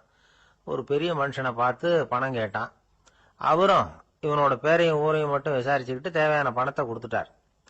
பணத்தை வாங்கிட்ட பிறகு தன்னுடைய மனசை அரிச்சுக்கிட்டு இருந்த அந்த விஷயத்தை பத்தி கேட்டான். ஐயா, வழியில ஒருத்தன் செத்துட்டான், அவனை அப்படியே தூக்கி வரப்புல போட்டுட்டு எல்லாரும் வயல்வெளி வேலைகளை பார்த்துக்கிட்டு இருக்கிறாங்களே அப்படின்னா. இதுக்கு அந்த பெரியவர் சொன்னார், ஆமா, அப்படித்தான் செய்வோம். வேலை முடிஞ்சு வீட்டுக்கு திரும்புறப்ப அவனை தூக்கிட்டு அடக்கம் பண்ணிடுவோம் அப்படின்னார். ரொம்ப ஆச்சரியமா இருக்கு அப்படின்னா. ஏன் உங்க ஊர்ல யாராவது செத்துட்டா என்ன பண்ணுவீங்க அப்படின்னு கேட்டார். என்ன இப்படி கேக்குறீங்க, எங்க ஊர்ல எல்லாம் பணத்தை தூக்க விட மாட்டாங்க, ஒப்பாரி வைப்பாங்க, கட்டி புரண்டு அழுது புலம்பி தீத்துருவாங்க அப்படின்னா. இவன் பெரியவர் பார்த்தார். அவங்கிட்ட கொடுத்த பணத்தை லபக்குன்னு பறிச்சுக்கிட்டார். திருப்பி வாங்கிட்டார். இவன் பதறி போய் நிக்கிறான். அவரு சொன்னார், பணத்தையே விட மாட்டேன்னு கட்டுப்பிடிச்சு அழுதா நான் கொடுத்த பணத்தை மட்டும் எப்படி திருப்பி கொடுக்க போற, போயிட்டு வா அப்படின்னு விரட்டி விட்டாராம். இந்த கதையை நண்பர் ஒருத்தர் சொன்னார். கதை வேடிக்கையா தெரிஞ்சா கூட இதுல கருத்து உண்டு. பணம் பிணம் இது ரெண்டையுமே விடுறதுக்கு அவ்வளவு சுலபமா மனம் வர்றதில்லை. இந்த 2 விஷயங்கள்லயும் அறிவார்ந்த செயல்பாடு தேவை. ஒரு பேருந்து மரத்துல மோதி விட்டது. எல்லாரும் அடிபட்டு முனைகிட்டு கிடக்குறாங்க. டிரைவர், கண்டக்டர் இவங்களுக்கும் அடி. அவங்களும் ஒரு பக்கம் கிடக்குறாங்க. ஒரு மூலையில கிடக்கிற ஒருத்தன் மெதுவா முக்கி முனகி கண்டக்டர்னு சத்தம் போடுறான். கண்டக்டர் மெதுவா நகர்ந்து அவங்கிட்ட போய் என்னன்னு விசாரிக்கிறார். அவன் ரொம்ப சிரமப்பட்டு வாயை திறந்து ஒரு 15 காசு சில்லற பாக்கி அப்படின்னானான். ஒரு கடற்கரை ஓரம், அங்க ஒரு சின்ன கிராமம். அந்த கிராமத்துல ஒரு சின்ன பள்ளிக்கூடம். கடற்கரை ஓரத்துல உள்ள ஒரு விடுதியில ஓய்வுக்காக ஒருத்தர் தங்கி இருக்கிறார். பள்ளிக்கூடத்துல ஏதோ விழா நடக்கிறது மாதிரி தெரிஞ்சது. உடனே அவர் அந்த பக்கமா வந்தார். இங்க என்ன நடக்குதுன்னு விசாரிச்சார். பள்ளி ஆண்டு விழா நடக்குதுன்னாங்க. உடனே போனார். கண்காட்சி ஒன்று வச்சிருந்தாங்க. உள்ள போய் பார்த்தார். பள்ளிக்கூடத்தில் படிக்கிற மாணவர்களை சொந்தமா தயார் பண்ண பொருள்களை காட்சிக்கு வச்சிருக்கிறாங்க. அந்த ஊர் மக்கள்லாம் அதை கூட்டம் கூட்டமா போய் பார்த்துக்கிட்டு இருக்கிறாங்க. இவரும் ஆர்வமா அதையெல்லாம் பார்த்துக்கிட்டே போறார். ஒரு இடத்துல ஒரு சின்ன ரயில் செஞ்சு வச்சிருந்தாங்க. மாணவர்களே தயார் பண்ணது. மின்சாரத்தால் அது ஓடுறது மாதிரி பண்ணி வச்சிருந்தாங்க. அதுல ஒரு சின்ன பொத்தான் இருக்கும். அது அமுக்குனா ரயில் ஓடும், சுத்தி சுத்தி வரும். மாணவர்கள் எதிரில் நின்று அதுக்கு விளக்கம் கொடுத்துக்கிட்டு இருக்கிறாங்க. இவரு அதை கவனிச்சார். ரயில் ஓடுறத பார்த்தார். அங்க நின்றுகிட்டு இருந்த மாணவர்கள் கிட்ட விளையாட்டா கேட்டார், ஏன்பா இந்த ரயில் எதனால ஓடுது அப்படின்னு கேட்டார் இவரு. சக்தியினால ஓடுது அப்படின்னாங்க மாணவர்கள். அது என்ன சக்தின்னு கேட்டார். அதுக்கு பேரு மின்சாரம் அப்படின்னாங்க. சரி, நீங்க மின்சாரத்தை பார்த்துருக்கிறீங்களா அப்படின்னார். நாங்க பார்த்தது இல்லைங்க, ஆனா இதை செய்யறதுக்கு எங்களுக்கு உதவி பண்ண ஆசிரியர் ஒரு பட்டதாரி, ஒரு கால் அவர் பார்த்துருக்கலாம் அப்படின்னாங்க. அவர் எங்க இருக்காருன்னு கேட்டார். இதோ அழைச்சிட்டு வர்றோம்னு ஓடினாங்க. அவர் அழைச்சிட்டு வந்தாங்க. அவர்கிட்ட ஒரு பெரியவர் கேட்டார், மின்சாரத்தை நீங்க பார்த்துருக்கிறீங்களா அப்படின்னு. மின்சாரத்தை பார்க்கறதாவது நான் பார்த்ததே இல்லை. நான் பார்த்தது அது செயல்படுற விதத்தை தான். அது விளக்க எரிய வைக்குது, ரயில ஓட வைக்குது, இது மாதிரி எத்தனையோ எந்திரங்களை செயல்பட வைக்குது. ஆனா உண்மையிலேயே அது என்னன்னு எனக்கு தெரியாது. ஒருவேளை இந்த பள்ளிக்கூடத்து தலைமை ஆசிரியருக்கு தெரிஞ்சிருக்கலாம், ஏன்னா அவர் ஒரு மேல்நிலை பட்டதாரி அப்படின்னாராம் அவரு. சரின்னு போய் தலைமை ஆசிரியரை கூப்பிட்டுக்கிட்டு வந்தாங்க. அவர்கிட்டயும் இதே கேள்வி கேட்டாராம் அவரு. மன்னிக்கணும், இந்த கேள்வி இதுவரைக்கும் யாரும் என்கிட்ட கேட்டதில்லை. சக்தியை யாரும் பார்க்க முடியாது, ஆனா அது செயல்படும் விதத்தை தான் பார்க்க முடியும் அப்படின்னாராம் அவரு. இப்போ இதுவரைக்கும் கேட்டுக்கிட்டு இருந்த பெரியவர் சிரிச்சார். சிரிச்சுட்டு சொன்னாராம், சரி, அதுக்காக ஒன்றும் கவலைப்படாதீங்க, என்னுடைய பெயர் தாமஸ் ஆல்வா எடிசன் அப்படின்னாராம். இதை கேட்டதும் அங்க இருந்தவங்களுக்கெல்லாம் அதிர்ச்சி, ஆச்சரியம். என்னது, நீங்க தானா எடிசன்? நீங்க எவ்வளவு மின்சார கருவிகளை உண்டாக்கி இருக்கிறீங்க, நீங்களா இந்த கேள்வியை கேட்டது அப்படின்னாங்களாம். ஆமா, நான் தான் கேட்கிறேன், ஏன்னா நானே மின்சாரத்தை பார்த்தது கிடையாது அப்படின்னாராம் அவரு. அன்புங்கிறது இப்படிப்பட்டது தாங்கிறார் ஓஷோ. அன்புங்கிறது நம்ம உடற்கூறு அமைப்பில் இல்லை, அது நம்ம உடம்புல உள்ள சுத்த சக்தியின் வெளிப்பாடு. அதை உணரத்தான் முடியுமே தவிர பார்க்க முடியாது. அன்பே உன்னை நான் என் இருதயத்தில் வச்சிருக்கிறேன் அப்படின்னு எல்லாம் சொல்லுவான். இதெல்லாம் சும்மா. இது டாக்டர்கள் சொல்ற இருதயம் கிடையாது. அது ரத்தத்தை தள்ளுகிற ஒரு கருவி, அவ்வளவுதான். ஞானிகள் சொல்லுகிற இதயம் வேற, அது கண்ணுக்கு புலப்படாத ஒரு சக்தி. என்னுடைய இதயம் ரொம்ப விசாலமானது சார் அப்படின்னார் ஒருத்தர். அப்படிங்களான்னு ரொம்ப மரியாதையா, ஆமாங்க, டாக்டர் அப்படிதான் சொல்றார், கொஞ்சம் வீங்கி போய் பெருசா இருக்குதான் அப்படின்னார். ஒரு நண்பர்கிட்ட பேசிக்கிட்டு இருந்தேன். அவருடைய உறவினர் ஒருத்தர் ஒரு நேர்முக தேர்வுக்கு போயிருந்தாராம், இன்டர்வியூக்கு. ரொம்பவும் பொறுப்பாகவும் கவனமாகவும் செயல்பட வேண்டிய பதவிக்கான நேர்காணல் அது. இவர் எழுத்து தேர்வுல ஏராளமான மதிப்பெண்கள் வாங்கிவிட்டார். அதனால அதை பத்தி கவலை இல்லை. இப்ப நேர்முக தேர்வுல தேர்வு பெறணும். ஏராளமான சான்றிதழ்கள் வச்சிருந்தார். நேர்காணல்ல கேட்கப்பட்ட எல்லா கேள்விகளுக்கும் சரியான பதில தான் சொன்னார். இருந்தாலும் பாருங்க, அந்த நேர்முக தேர்வுல அவர் தேர்ந்தெடுக்கப்படலை. என்ன காரணம் அப்படின்னு பின்னாடி விசாரிச்ச போதுதான் விவரம் தெரிஞ்சுதான். அது என்ன ஆயிருக்குதுன்னா, அந்த நேர்காணலின் போது இவர் நடந்துகிட்ட முறையில சில தவறுகள் நடந்து போச்சான். முக்கியமா 2 தவறுகள். ஒன்னு, அவங்க ஒரு கேள்வியை கேட்டு முடிக்கிறதுக்குள்ளேயே இவர் பதில் சொல்ல ஆரம்பிச்சுட்டாராம். 2வது என்னன்னா, இவர் நாற்காலியில தாராளமா இயல்பா சாஞ்சி உட்காராம நாற்காலி முனையில உட்கார்ந்துருந்தாராம். இந்த 2 விதமான செயல்பாடுகளும் இவர் அவசரப்படுறவர், பதற்றப்படுறவர் அப்படிங்கிறதுக்கான அடையாளங்கள். அதாவது கேள்வியை கேட்டு முடிக்கிறதுக்குள்ளேயே முந்திக்கிட்டு பதில் சொல்றது. 2வது, நாற்காலியில இயல்பா தாராளமா உட்காராம நாற்காலி முனையில உட்கார்றது. பார்க்க போற வேலைக்கு அவசரம், பதற்றம் இது 2 இருக்கக்கூடாதான். அதனால மார்க் இருந்தும் சர்டிபிகேட் இருந்தும் அந்த வேலை வாய்ப்பு அவருக்கு கிடைக்கல. வேலை கொடுக்கறவங்க நம்ம கிட்ட இருந்து என்னதான் எதிர்பார்க்கறாங்க, இதை தெரிஞ்சு வச்சுக்கிறது நல்லது. முதல்ல, மற்றவர்களுடன் தொடர்பு கொள்ளும் திறமை, அதாவது எபிலிட்டி டு கம்யூனிகேட்.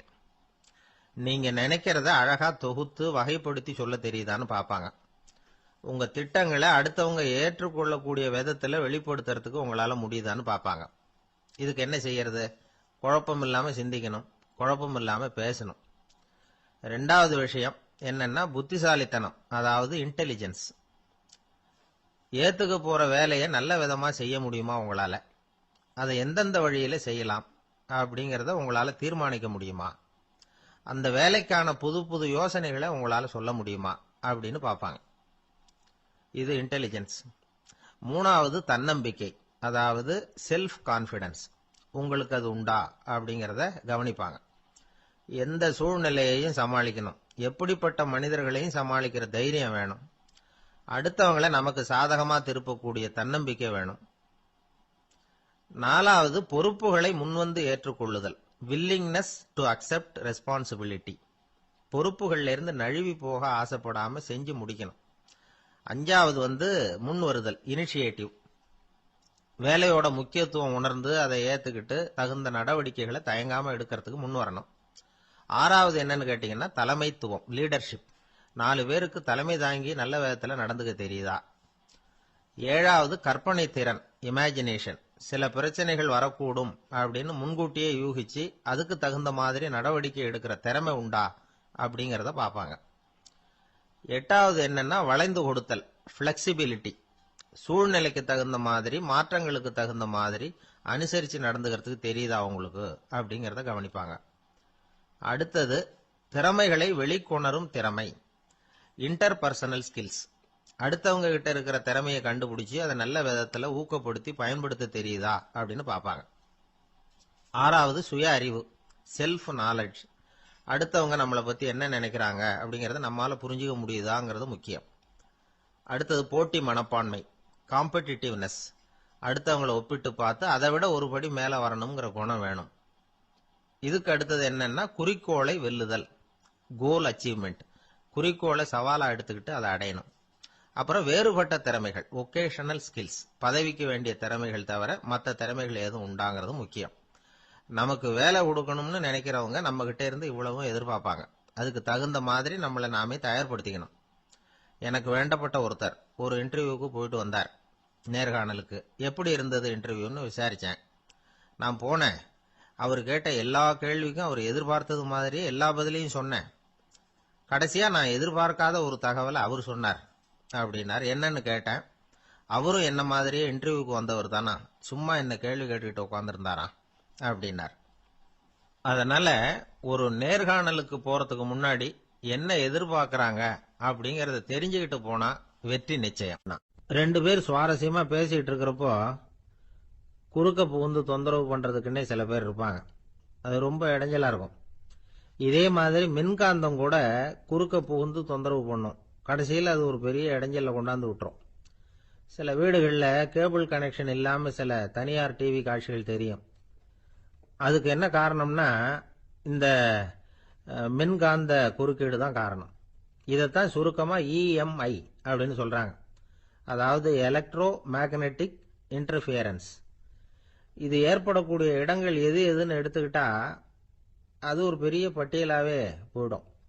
இந்த EMI தொந்தரவு கேபிள் டிவியில மட்டும்தான் இல்ல, ராக்கெட் ஏவுதளத்தில் உள்ள ரேடார்கள், அங்க உள்ள சில சக்தி வாய்ந்த தொலைத்தொடர்பு சாதனங்கள், விமான தளங்கள்ல உள்ள ரேடார்கள், கப்பல் தளங்கள்ல பொருத்தப்பட்டிருக்கக்கூடிய சக்தி வாய்ந்த ஆண்டனாக்கள், இப்படி நிறைய சொல்லலாம். காவல் நிலையங்கள்ல பயன்படுத்தப்படுகிற வயர்லெஸ் தொடர்பு சாதனங்கள் கூட ஓரளவுக்கு இந்த மின்காந்த அலைகளை வெளியிடும். நம்ம வீட்டில் உட்காந்துக்கிட்டு ரேடியோ கேட்டுக்கிட்டு இருப்போம் அல்லது டிவி பார்த்துக்கிட்டு இருப்போம். அந்த சமயத்தில் பக்கத்து தெருவில் ஒரு மோட்டார் சைக்கிள் அல்லது காரு, குறிப்பாக பெட்ரோல் இன்ஜின், அது போறப்ப அதில் உள்ள மின்காந்த மின்கலத்தில் அதாவது மேக்னெட்டோ பேட்டரியிலிருந்து வெளிப்படுகிற மின்காந்த அலை இங்க டிவியிலையும் ரேடியோவிலையும் கரகரப்பு உண்டு பண்ணும். சரி, இது பெருசா என்ன இடைஞ்சல உண்டு பண்ணிட போகுது அப்படின்னு நாம அலட்சியமா நினைக்கலாம். வயசானவங்களுக்கு மறதி நோயின்னு ஒன்று வரும்ல, அல்ஷமீர், அதாவது மூளையில உள்ள செல்கள் செயலிழந்து போயிடுறது. அது செய்ய வேண்டிய வேலையை மறந்துடும். மனைவியே எதிரில் நின்னா கூட உன்னை எங்கேயோ பார்த்தது மாதிரி தெரியுதே அப்படின்னு சொல்லிட்டு இருப்பாங்க. அப்படி ஒரு மறதி. இந்த விசித்திரமான நோய்க்கு இதுவரைக்கும் மருந்தே இல்லைன்னு வேற சொல்றாங்க. இந்த மைக்ரோ ஓவன் அப்படின்னு சொல்லக்கூடிய சமையல் அடுப்புகள் கூட மின்காந்த அலைகளை வெளியிடுது. சமயத்தில் சில தொழிற்சாலைகளில் கூட பெரிய விபத்துக்களை இந்த இஎம்ஐ உண்டு பண்ணிவிடும். இதை பற்றி தீவிரமாக சிந்திக்க ஆரம்பிச்சதே ஒரு விபத்துக்கு பிறகுதான். அமெரிக்காவுக்கும் வியட்நாமுக்கும் இடையில போர் நடந்ததே, அந்த சமயம் அமெரிக்காவுக்கு சொந்தமான விமானம் தாங்கி கப்பல் ஒன்று வியட்நாமை தாக்கிறதுக்கு தயாரா ஏவுகணைகளோட கடல்ல நிறுத்தி வைக்கப்பட்டிருந்தது. தற்செயலா அந்த பகுதியில கப்பல் தொலைத்தொடர்பு பகுதிக்கு அருகில ஊடுருவிய இந்த சக்தி வாய்ந்த ரேடியோ அலைகள் ஏவுகணையில இருந்த மின்னணு சர்க்கியூட்டை பூர்த்தி செஞ்சு வச்சுட்டுது. அவ்வளவுதான், ஏவுகணை அங்கேயே வெடிச்சு சிதறி போச்சு. 130 பேர் அந்த இடத்துலயே உடல் கருகி செத்து போட்டாங்க. ஏகப்பட்ட பொருள்கள் நாசம். இந்த விபத்துக்கான காரணம் என்னங்கிறத உடனடியா யாராலையும் கண்டுபிடிக்க முடியல. ரொம்பவும் கடுமையா முயற்சி பண்ணி கடைசியா கண்டுபிடிச்சாங்க, இது இந்த இஎம்ஐ வேலை தான் அப்படின்னு. மின்னணு தொலைபேசிகள் இருக்க, இதுல பேசும்பொழுது நம்ம காதை அதாவது செவியை ஊடுருவக்கூடிய மின்காந்த அலையானது மூளைக்கு போய் அங்க மூளை கட்டிகளை உருவாக்க ஊக்கம் கொடுக்குது அப்படின்னு வேற கண்டுபிடிச்சிருக்கிறாங்க. இந்த இஎம்ஐ ரொம்ப குறைஞ்ச மின்காந்த அழுத்தத்தில் நமக்கு எந்த பாதிப்பையும் ஏற்படுத்துறதில்லை. மின்காந்த அலைகள் அழுத்தத்தோடு இருக்கிற இடங்கள்ல ரொம்ப நேரம் இருந்தோம்னா நம்ம உடம்பின் வெப்பநிலை 2 டிகிரி செல்சியஸ் வரைக்கும் அதிகரிக்குதாம். அதனால வெப்பநிலையை சீராக்கிறதுக்கு இதய துடிப்பும் அதிகரிக்குது. இப்படிலாம் கண்டுபிடிச்சிருக்கிறாங்க. இப்பெல்லாம் இந்த மின்காந்த குறுக்கீடுகளை தடுக்கிறது எப்படி அப்படின்னு விஞ்ஞானிகள் யோசனை செய்ய ஆரம்பிச்சிருக்கிறாங்க. இந்த விஷயத்துல அலட்சியமா இருந்தோம்னா எதிர்காலத்துல நிறைய பேருக்கு இந்த ஞாபக மறதி நோய் வந்துடும். அப்புறம் அது ரொம்ப கஷ்டமா போயிடும். ஒரு குடும்ப தலைவர் தன் மனைவியை பார்த்து, யார் நீ, உன்னை எங்கேயோ பார்த்தது மாதிரி இருக்குதே அப்படின்னு சொல்லிட்டு இருந்தார். உடனடியா அவரை போய் பார்த்தேன். வாங்க டாக்டர்கிட்ட போகலாம் அப்படின்னு. அவரு என்னை தனியா அழைச்சிட்டு போய் காதோட காதா மெதுவா சொல்றார், இத பார்ப்பா, என் கையில பணம் இல்லாத போகலாம், அப்படி மறதி நோய் வந்துட்டது மாதிரி நடிச்சுக்கிட்டு இருப்பேன், அவ்வளவுதான், அதை நீ கண்டுக்காத அப்படின்னார். அங்க ஒரு புதர் தெரியுது இல்லையா, இந்த புதருக்குள்ள ஒரு சிங்கம் இருக்கு. அந்த பக்கமா நான் போறப்போ வர்றப்போலாம் அது என்கிட்ட வம்பு வளர்க்குது, தகராறு செய்யுது, என் மேல பாயுது, என்னை தாக்குது, ஏன்னு தெரியல அப்படின்னுது. இதை கேட்டதும் அந்த குரங்கு சொல்லிச்சு, இனிமே கவலைப்படாத, இந்த தடவை நான் உன்னை காப்பாத்துறேன்னுது. அதுக்கப்புறம் ஒரு நாள் அந்த குரங்கும் கழுதியும் அந்த புதர் பக்கமா போய்கிட்டு இருந்தாங்க. எதிர்பார்த்தது மாதிரியே நடந்தது. அந்த சிங்கம் எதிரில் வந்தது, கழுதியை பார்த்தது, உடனே அது மேல பாய ஆரம்பிச்சுட்டுது. அவ்வளவுதான். உடனே இந்த குரங்கு என்ன பண்ணிச்சு தெரியுமா, கிடுகிடுன்னு ஒரு மரத்து மேல ஏறி உட்காந்துக்கிட்டது. அங்க உட்காந்துக்கிட்டு கீழே அந்த கழுதையும் சிங்கமும் போடுற சண்டையை வேடிக்கை பார்க்க ஆரம்பிச்சுட்டுது. கொஞ்ச நேரம் கழிச்சு அடிபட்ட காயத்தோட அந்த கழுதை மெதுவா நடந்து வந்தது. குரங்கும் மெல்ல மரத்தை விட்டு கீழே இறங்குச்சு. இப்ப கழுதை கேட்டுது, என்னை காப்பாத்துறேன்னு சொல்லிவிட்டு காலவாரி விட்டுட்டியே, நீ பாட்டுக்கு மரத்து மேல ஏறி உட்காந்துக்கிட்டே, இது நியாயமானது. குரங்கு பரிதாபமா அதை பார்த்தது. நான் மரத்து மேல இருந்து நீங்க 2 பேரும் சண்டை போட்டதை பார்த்துக்கிட்டு தான் இருந்தேன். உன்னோட சத்தம் தான் அதிகமா இருந்தது, அது நீ சிரிக்கிற மாதிரி எனக்கு கேட்டுது, அதனால நீ தான் ஜெயிச்சுக்கிட்டு இருக்க போல இருக்கு அப்படின்னு நினைச்சுட்டேன்னு. இன்னைக்கு பல பேர் இப்படிதான் இருக்கிறாங்களாம். யாரு ஜெயிக்கிறாங்க யாரு தோக்குறாங்கிறத முகத்தை பார்த்து கூட கண்டுபிடிக்க முடியறதில்ல. பேசுற பேச்சை வச்சு கூட கண்டுபிடிக்க முடியறதில்ல. தோற்கிறவங்க கூட சிரிக்கிற மாதிரி முகத்தை வச்சுக்கிறான். இன்றைய மனிதர்கள் கிட்ட ஏகப்பட்ட முரண்பாடுகள். பொய் முகங்களோட உலவுகிறவர்கள் தான் அதிகம். உண்மை முகம் எங்க இருக்கு அப்படிங்கறத புரிஞ்சுக்கிட்டு நண்பர்களை தேர்ந்தெடுக்கணும் அப்படிங்கிறது ஒரு முக்கியமான கருத்து. கடவுள் இந்த உலகத்தை படைச்சுட்டு அதுக்கப்புறமும் கொஞ்ச நாள் இங்கேயே தங்கி இருந்தாராம். அப்பதான் அவருக்கு ஒரு உண்மை புரிஞ்சுதான், இந்த உலகத்துல தங்கி இருக்கிறது எவ்வளவு இடைஞ்சல்னு. தினமும் மனிதர்கள் தேடி ஏதாவது புகார் சொல்லிக்கிட்டே இருந்தாங்களாம். எனக்கு அது வேணும் இது வேணும்னு கேட்டுக்கிட்டே இருந்தாங்களாம். சில பேர் வந்தாங்க, நாங்க விவசாயம் பண்றோம், தண்ணி இல்லாம பயிர் காயுது, எங்களுக்கு மழை வேணும் அப்படின்னாங்க. அவங்க போனதும் அதுக்கப்புறம் சில பேர் வந்தாங்க, நாங்க மண்பானை செய்யறவங்க, நிறைய பானை செஞ்சு வச்சிருக்கிறோம், மழை பெஞ்சா எல்லாம் கரைஞ்சி வீணா போயிடும், அதனால இன்னைக்கு மழை பெய்யக்கூடாதுன்னாங்க. கடவுள் பார்த்தார், அவருக்கு என்ன பண்றதுன்னே தெரியல, ஏகப்பட்ட குழப்பம், தலையை பிச்சுக்கலாம் போல இருந்தது, கிட்டத்தட்ட பைத்தியம் முடிக்கிற அளவுக்கு ஆயிட்டுது. எல்லாருடைய ஆசைகளையும் அவரால் நிறைவேற்ற முடியல, ஏன்னா ஒண்ணுக்கு ஒண்ணு முரண்பாடா இருந்தது. ஒரு நாள் தன்னுடைய அமைச்சரவையை கூட்டி ஆலோசனை கேட்டார், என்ன செய்யலாம்னு சொல்லுங்கன்னார். இது என்ன பிரமாதம், பேசாம இமயமலை அடிவாரத்துல போய் உட்காந்துங்க, யாரும் தொந்தரவு பண்ண மாட்டாங்கன்னாங்க. அங்கேயும் மனிதர்கள் வர ஆரம்பிச்சுருவாங்களேன்னார் கடவுள். சரி அப்படின்னா சந்திரன்ல போயிருந்துக்கலாமேன்னாங்க. அங்கேயும் மனுஷன் குடி வர போறான் அப்படின்னார் கடவுள். வெகு தூரத்துக்கு அப்பால் உள்ள நட்சத்திர மண்டலத்துக்கு போயிடலான்னாங்க.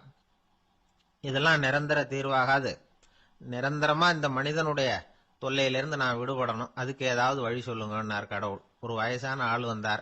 கடவுளுக்கு காதோட காதா ஒரு வழியை சொன்னார். கடவுளுக்கு முகம் மலர்ந்தது. அதுதான் சரி, அப்படியே செஞ்சுடலான்னார். அந்த ஆள் சொன்ன ரகசியம் என்ன தெரியுமா? மனிதனால அடைய முடியாத ஒரு இடம் இருக்கு, அது வேற எங்கேயும் இல்ல, அவனுக்கு உள்ளே இருக்குது. அங்க போய் மறைஞ்சுங்க, அதுக்கப்புறம் மனிதர்களால உங்களுக்கு தொந்தரவு இருக்காதுன்னார். மனிதன் நினைக்காத இடம் அதுதான். அதாவது உள்ளுக்குள்ள இருக்கிற உண்மையை புரிஞ்சுக்காம வெளியில எங்கேயோ அது இருக்கிறதாக நினைச்சு வரட்டிட்டு அலையறான் மனுஷன். உள்ளே இருக்கிற உண்மை புரிஞ்சா நாம தன்னம்பிக்கையோட தலை நிமிர்ந்து வாழலாம்.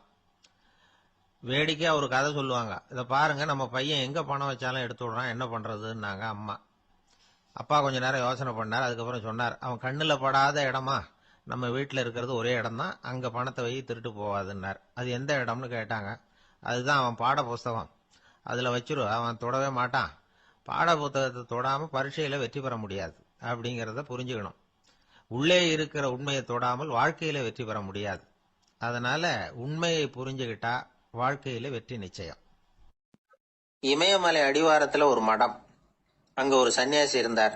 அவர்கிட்ட ஒருத்தர் வந்தார். சுவாமி, ஆசைய உதற நினைக்கிறேன், முடியல, ஊட்டிக்கிட்டே வருது அப்படின்னாராம். இப்படி உட்கார, ஒரு கதை சொல்றேன் அப்படின்னு சொல்லி அவர் சொல்ல ஆரம்பிச்சாராம். அவர் சொன்ன கதை என்னன்னா, ஒரு ஊர்ல ஒரு ஆள் இருந்தான். அவன் பேரு குப்புசாமி. அவன்கிட்ட எப்பவும் ஒரு பழைய தொப்பி இருக்கும், விடவே மாட்டான். அதனால அவனை எல்லாரும் தொப்பி சாமி அப்படின்னு தான் கூப்பிடுறது வழக்கம். ஒரு புது தொப்பி வாங்கிக்கப்படாதாப்பா அப்படின்னு நண்பர்கள்லாம் சொல்லி பார்த்தாங்க. பணத்துக்கு எங்க போவேன் அப்படின்னு விட்டானா. பணம் வச்சிருக்கான், செலவு பண்ண மனசு வரல, மகா கஞ்சன். பழைய பாட்டில்கள்லாம் வாங்கி வித்துக்கிட்டு இருந்தான். அப்படி ஒரு தடவை பழைய கண்ணாடி சாமான்களை ஏலத்தில் எடுத்தப்போ அதுல ஒரு அருமையான சென்ட் பாட்டில் கிடைச்சது. உடனே ஒரு ஐடியா பண்ணான். அந்த சென்ட்டை சின்ன சின்ன பாட்டில்கள்ல அடைச்சி ஜன்னல் ஓரமா அடுக்கி வச்சுட்டான்.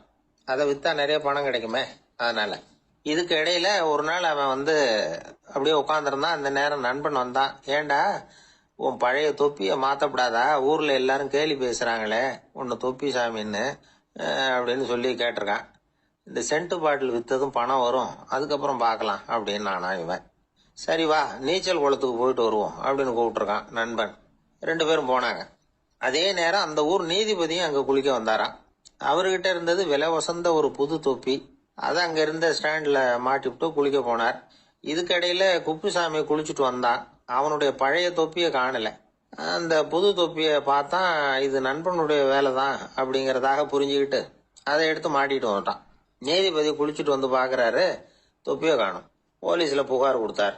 அவங்க தேடினாங்க. ஒரு மூலையில பழைய தொப்பி கிடைச்சது. அடடா, இது நம்ம குப்புசாமியோட தொப்பி இல்லையா அப்படின்னு நானா ஒருத்தன். உடனே அவன் வீட்டுக்கு தேடிட்டு போயிருக்காங்க. அங்க போய் பார்த்தா புது தொப்பி அங்க இருக்குது. உடனே அவனுக்கு 1000 ரூபாய் அபராதம் போட்டாங்களாம். அவன் பணத்தை கட்டிவிட்டு ரொம்ப எரிச்சலோட வீட்டுக்கு வந்தான். பழைய தொப்பி கண்ணுல பட்டது. மறுபடியும், உன்னால தானே எனக்கு 1000 ரூபாய் நஷ்டம் அப்படின்னு சொல்லி அதை எடுத்துக்கிட்டு அப்படி போயிருக்கான். அந்த ஊர் குளத்துல வீசி எரிஞ்சுட்டு வந்துட்டான். அது மீன் பிடிக்கிற ஒருத்தன் கையில சிக்கிச்சு. அவன் வர்ற வழியில அதை எடுத்து வேகமா வீசி எறிஞ்சான். அது நேரா குப்புசாமி வீட்டு ஜன்னல் வழியா உள்ள இந்த சென்ட் பாட்டில்கள் மேல விழுந்து எல்லாம் உடஞ்சி நொறுங்கி போச்சு. குப்புசாமி பார்த்தான். தோட்டத்துல ஆழமா ஒரு குழியை வெட்டினான். அந்த தொப்பியை போட்டான், மூடிவிட்டான். இதை அடுத்த வீட்டுக்காரன் பார்த்தான். ஏதோ புதையல் தான் வச்சிருக்கான் போல இருக்குன்னு நினைச்சான். போலீஸ்ல போய் புகார் கொடுத்துட்டான். மறுபடியும் போலீஸ் குழியை தோண்டினாங்க. பழைய தொப்பி மறுபடியும் வெளியில வந்தது. எல்லாரும் சிரிக்கிறாங்க. அன்னைக்கு ராத்திரியே அந்த தொப்பியை எடுத்துக்கிட்டு நேரா புறப்பட்டான். ஒரு கல்லுல அதை சேர்த்து கட்டி குடிநீர் தொட்டி இருக்கும்ல, அதுல போட்டுட்டு வந்துட்டான். இனிமே என்ன பண்ணும் பாப்போம்னு. ஒரு நாள் திடீர்னு குழாயெல்லாம் அடைப்பட்டு போச்சு. மாநகராட்சி அலுவலர்கள் என்னன்னு பார்த்தா அந்த பழைய தொப்பி குழாயை அடைச்சிக்கிட்டு இருக்குது. இது குப்புசாமியோட தொப்பிங்கிறது தான் எல்லாருக்கும் தெரியுமே. உடனே குடிநீரை பாழாக்கணத்துக்காக குப்புசாமிக்கு கோர்ட்டு 2500 ரூபாய் அபராதம் போட்டுட்டுது. அதையும் கட்டிவிட்டு வெளில வந்தான். கடைசியா முடிவு பண்ணான். ஒரு நெருப்பு குச்சியை கிழிச்சான். தொப்பியை கொளுத்தினான். எரிஞ்சது. எடுத்து வெளில எரிஞ்சான். கொஞ்ச நேரத்துல தீ அணைப்பு படம் வந்துட்டுது. ஆமா, இவன் எடுத்து எரிஞ்சது வெளியில விழுந்து வீட்டு கூரையே பத்திக்கிட்டு எரிய ஆரம்பிச்சுட்டுது. அவனோட பணத்தாசையும் அதோட சேர்ந்து எரிஞ்சு போச்சான். இப்படி ஒரு கதை. இந்த கதையை சொல்லி முடிச்சார் அந்த இமயமலை அடிவாரத்துல இருந்த சன்னியாசி. இப்ப அந்த குப்புசாமி எங்க இருக்கிறான்னு கேட்டார் எதிரில இருந்தவர். இதோ உன் எதிரிலே இருக்கிறான், நான் தான் அந்த குப்புசாமி அப்படின்னாராம் அந்த சன்னியாசி. அந்த குப்புசாமி கிட்ட இருந்தது மாதிரி ஒரு பழைய தொப்பி நம்ம ஒவ்வொருத்தர்கிட்டே உண்டு. அதை எப்படி தொலைக்கிறதுன்னு தெரியாம தடுமாறிக்கிட்டு இருக்கிறோம். அது என்ன தொப்பிங்கிறீங்களா? அதுதான் நம்மை சூழ்ந்திருக்கிற மாயை அப்படிங்கிறார் சுவாமி சின்மயானந்தர். மெய்ஞானம் கிடைக்கிறப்போ மாயை எரிஞ்சு போகும் அப்படிங்கிறது அவருடைய கருத்து. நம்மால் ஒருத்தர் வேகமா ஓடி வந்தார். காலில் மாட்டியிருந்த பழைய செருப்பு ரெண்டையும் ஆவேசமா தூக்கி ஒரு கிணத்துல போட்டுட்டு வெறுங்காலோட நடந்து வந்துகிட்டு இருக்கிறார். ஏன் அப்படி பண்ணீங்க அப்படின்னு கேட்டோம். அந்த செருப்புக்கு சொந்தக்காரன் பின்னாடி வந்துகிட்டு இருக்கிறான், அதனால அப்படி பண்ணேன் அப்படிங்கிறார் இவர். ஒரு ஆளு ராமகிருஷ்ணரை தேடி வந்தான். அவன் கையில 1000 பொற்காசுகள் வச்சிருந்தான். அதை அவர்கிட்ட கொடுத்து இதை ஏத்துக்கணும் அப்படின்னு ரொம்ப பணிவா கேட்டுக்கிட்டான். அவரு பார்த்தார், இது எனக்கு தேவையில்லை, ஆனாலும் உன்னுடைய மனசை புண்படுத்துறதுக்கு நான் விரும்பல, அதனால நீ கொடுக்கறத வாங்கிக்கிறேன்னார். வாங்கிக்கிட்டார். அப்புறம் கேட்டார், இதை பாரு, இனிமே இதெல்லாம் என்னுடைய இதுதானே அப்படின்னார். ஆமா, அதையெல்லாம் நான் உங்களுக்கே கொடுத்துட்டேன். அவன், சரி, இப்போ நீ எனக்காக ஒரு காரியம் பண்ணணும்னார். என்ன செய்யணும்னு சொல்லுங்கன்னா, இந்த நாணயங்களையெல்லாம் எடுத்துக்கிட்டு போய் கங்கை நதியில் எரிஞ்சுட்டு வா அப்படின்னார். இவனுக்கு அதிர்ச்சியாக போச்சு. என்ன பண்ணுறது, இனிமேல் அது முடியாதுன்னு சொல்ல முடியாது. ஏன்னா அந்த நாணயங்களையெல்லாம் அவருக்கே கொடுத்துட்டான். இனிமேல் அதெல்லாம் இவனுடையது இல்லை. பேசாமல் அவ்வளவே அள்ளிக்கிட்டு ஆத்தங்கரைக்கு போனான். போனவன் ரொம்ப நேரம் திரும்பியே வரல. ராமகிருஷ்ணருக்கு சந்தேகம், என்ன ஆச்சு அந்த மனுஷனுக்கு, காசுகளோட அந்த கங்கையில் குதிச்சுட்டானா, போகும்பொழுதே ஒரு மாதிரியாக தான் போனான், போய் என்னன்னு பார்த்துட்டு வாங்க அப்படின்னார். அங்கே இருந்த ஒருத்தர் ஓடி போய் பார்த்தார். அவர் போய் பார்க்கும்பொழுது அவன் அங்கேயே இருந்தான். அதுக்கப்புறம் அவர் திரும்பி வந்தார். வந்து விவரத்தை சொன்னார். அதாவது அவன் கங்கை கரையில் உட்காந்துக்கிட்டு ஒவ்வொரு நாணயமா 1 2ன்னு எண்ணி எண்ணி வீசிக்கிட்டு இருக்கிறான். அவனை சுற்றி ஒரு கும்பல் நின்றுக்கிட்டு அவனை தடுத்துக்கிட்டு இருக்குது அப்படின்னு விவரத்தை சொன்னார் போயிட்டு வந்தவர். இதை கேட்டதும் ராமகிருஷ்ணரே புறப்பட்டு அங்கே போனாராம். என்ன இப்படி பண்ணிட்டு இருக்கிற, நான் உன்னை அந்த நாணயங்களை கங்கையில் வீசி எறிய சொன்னேன், நீ ஏன் அதை எண்ணிக்கிட்டு இருக்கிற அப்படின்னார். பழக்கம்தான் காரணம், நான் ஒவ்வொரு நாளும் ஒவ்வொன்றா சேமித்து வச்சேன். இன்னைக்கு என்கிட்ட நிறைய இருக்குது, உங்களுக்கு ஒரு 1000 நாணயங்களை கொடுக்கணுங்கிறது என்னோட ஆசை அப்படின்னா. இப்போ ராமகிருஷ்ணர் சொன்னார், ஒரே நேரத்தில் எல்லாத்தையும் சம்பாதிச்சிருந்தா நீ எண்ணுறது பொருத்தமாக இருக்கும். எல்லாத்தையும் இழக்கும் போது ஒவ்வொன்றா எண்ணிக்கிட்டு இழக்கிறதுங்கிறது சரியான செயல் இல்லை. அதனால ஒரே தடவையாக எல்லாத்தையும் தூக்கி எறிஞ்சிடும் அப்படின்னார். இது இழப்பது அப்படிங்கிற ஒரு உயர்ந்த நிலை. இதை நாம் யதார்த்த வாழ்க்கையில் சம்பந்தப்படுத்தி பார்த்து குழப்பிக்கிட்டு இருக்கக்கூடாது. இழக்கிறேன்னு சொல்லிக்கிட்டு இருக்கிற காசையெல்லாம் ஆற்றுலையும் குளத்துலையும் கொண்டு போய் எரிஞ்சுட்டு வாங்க அப்படின்னு உபதேசம் பண்ணுறதாக யாரும் நினச்சிடக்கூடாது. இதில் நாம் புரிஞ்சுக்க வேண்டியது என்னன்னா, எதையாவது ஒன்றை இன்னொருத்தருக்கு கொடுக்கணும் அப்படின்னு விருப்பப்பட்டா அதை மனப்பூர்வமாக கொடுத்துடணும். கொடுத்துட்டு அதையே நினச்சிக்கிட்டு இருக்கக்கூடாது. நம்மால் ஒருத்தர் ஒரு 100 ரூபாய் நோட்டை தன்னுடைய நண்பர் ஒருத்தர்கிட்ட கொடுத்து, இது உனக்கு தான் வச்சுக்கோ அப்படின்னார். அவர் பார்த்தார், இது இனிமேல் எனக்கு தானே சொந்தம் அப்படின்னார். ஆமான்னார் அவர். அப்படின்னா எனக்காக நீ ஒரு உதவி செய்யணும்னார். சொல்லுங்க, செய்கிறேன்னார் அவர். இந்த 100 ரூபாய் நோட்டை தீ வச்சு கொளுத்தி விடுனார். இவர் அதிர்ச்சியாகி அவரை பார்த்தார். இப்போ அவர் சொன்னார், நீ எனக்கு அன்பா கொடுத்தது இது, இந்த நோட்டு கள்ள நோட்டுங்கிறது எனக்கு முன்னாடியே தெரியும், சீக்கிரம் கொளுத்தி விடு, அதுதான் நம்ம 2 பேருக்குமே நல்லது அப்படின்னாராம் அவர். ஐயா, என்னுடைய நூல் வெளியீட்டு விழாவுக்கு அவசியம் நீங்க வரணும் அப்படின்னு கூப்பிட்டார் ஒருத்தர். எப்போ வரணும்னு கேட்டேன். அடுத்த வாரம்னார். சரி, புத்தகம் தயாராகிட்டுதா அப்படின்னு. நாளைக்கு தான் அச்சிக்க கொடுக்க போறேன்னார். என்னங்க இது, புத்தகம் அச்சிடுறதுக்கு முன்னாடியே அழைப்புதழை அச்சடிச்சு விட்டீங்களே அப்படின்னு கேட்டேன். அதனால என்னங்க, அந்த காலம் மாதிரியா போடலாம், அச்சுக்கலை எவ்வளவோ முன்னேறியாச்சுங்க. Linotype, monotype, phototype, laser, இப்படி என்னென்னமோ வந்தாச்சு. இன்னைக்கு கொடுத்தா நாளைக்கே புத்தகம் தயார் அப்படின்னார். இப்படி இந்த அளவுக்கு முன்னேறி இருக்கிற இந்த அச்சுக்கலை ஆரம்பத்தில் எப்படி இருந்தது தெரியுமா? அந்த காலத்தில் காகிதம்னா என்னன்னே தெரியாது. அப்படி ஒன்று கண்டுபிடிக்கப்படவே இல்லை. அப்போல்லாம் எதையாவது ஒன்று எழுதணும்னா அதுக்கு ஆட்டு தோலை தான் பயன்படுத்தி இருக்கிறாங்க. கண்ணுக்குட்டி தோல் கூட அதுக்கு உபயோகப்பட்டு தான். ஐரோப்பாவில் இருந்த பாதிரியார்கள் தோலில் எழுதப்பட்ட புத்தகத்தை தயாரிக்கிறதுல ரொம்ப கெட்டிக்காரங்களாம். எகிப்து, அப்புறம் மத்திய தரைக்கடல் ஓரத்தில் உள்ள நாடுகள், இங்கெல்லாம் தோல் தான் எழுது பொருளாக பயன்பட்டு வந்திருக்குது. ஆனால் நம்ம நாட்டில் ஓலைச்சுவடிகளை எழுத்துக்கு பயன்படுத்தி இருக்கிறாங்க. எழுதுறதுக்கு தோலை பயன்படுத்தினவங்க பிறகு பேப்பரைஸ் அப்படிங்கிற கோரை புல்லை அதுக்கு பயன்படுத்தினாங்களாம். இதெல்லாம் அப்படி கொஞ்சம் கொஞ்சமாக கண்டுபிடிச்சிட்டு வந்திருக்கிறாங்க. அந்த புல்லை கச்சிதமாக நறுக்க வேண்டியது, நல்லா பதப்படுத்த வேண்டியது, அதுக்கப்புறம் அதில் எழுத வேண்டியது, அவ்வளவுதான். பேப்பருங்கிற சொல்லே இந்த பேப்பைரஸ் அப்படிங்கிறதுலேருந்து வந்தது தான். அதுக்கப்புறம் தான் காகிதம் வந்தது. இதை முதல்ல சீன நாட்டில் தான் கண்டுபிடிச்சாங்க. அது வந்த பிறகு அச்சு எந்திரம் கண்டுபிடிக்க வேண்டிய அவசியம் ஏற்பட்டது.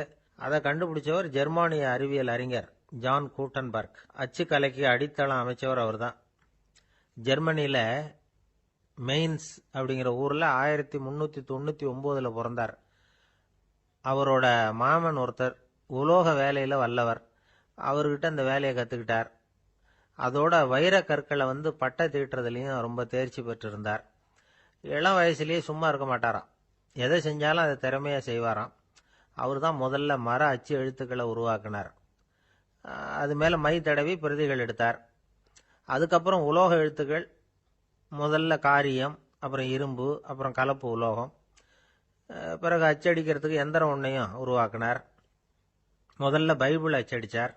1468 அவர் இறந்து போனார்.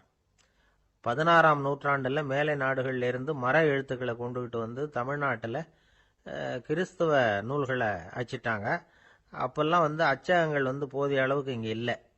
அதுக்கு என்ன காரணம்னா, இந்தியர்கள் அச்சகங்களை நடத்தக்கூடாது அப்படின்னு சட்டம். 1835 வரைக்கும் அந்த சட்டம் நடைமுறையில் இருந்தது. இந்த நிலைமையில அங்கேயும் இங்கேயுமா 1-2 அச்சகங்கள் ஆரம்பமாச்சு. 1713 தரங்கம்பாடியில லூத்தரன் மிஷன் அச்சகம், அதே ஆண்டுல சென்னையில SPCK அச்சகம். இது ரெண்டும் தான் இந்தியாவில் முதல்ல தொடங்கப்பட்ட அச்சகங்கள். ஆட்டுத்தோல்லையும் ஓலைச்சுவடியிலையும் எழுதப்பட்ட எழுத்துக்கள் இன்னைக்கு எங்கேயோ போயிடுது. ஆனா நம்ம ஊர்ல எழுத்தாளர்கள் நிலைமை தான் ஒன்னும் சொல்லிக்கிறது மாதிரி இல்லை.